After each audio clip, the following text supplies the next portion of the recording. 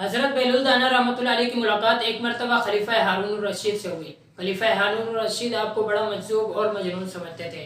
एक मरतबा मजाहन आपको एक छड़ी दी और कहा कि अगर आपको कोई आपसे ज्यादा बेवकूफ़ नजर आए तो ये छड़ी उसको दे देना। आपने वो छड़ी अपने पास रख ली और वापस चले गए।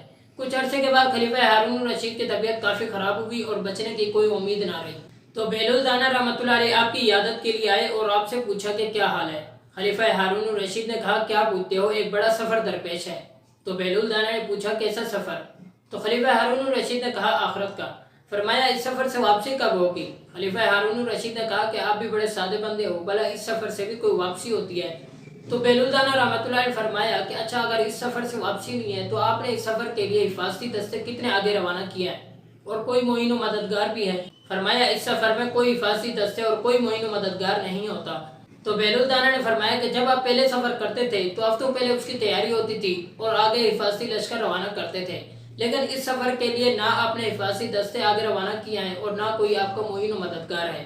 तो फिर लीजिए ये छड़ी, मुझे आपसे ज़्यादा कोई बेवकूफ़ नज़र नहीं आया। अहले सियार ने लिखा है कि इस वाक़े के बाद खलीफा हारून रशीद की तबीयत ठीक हो गई और इसके बाद की ज़िंदगी आपने इबादत और रियासत में गुजारी।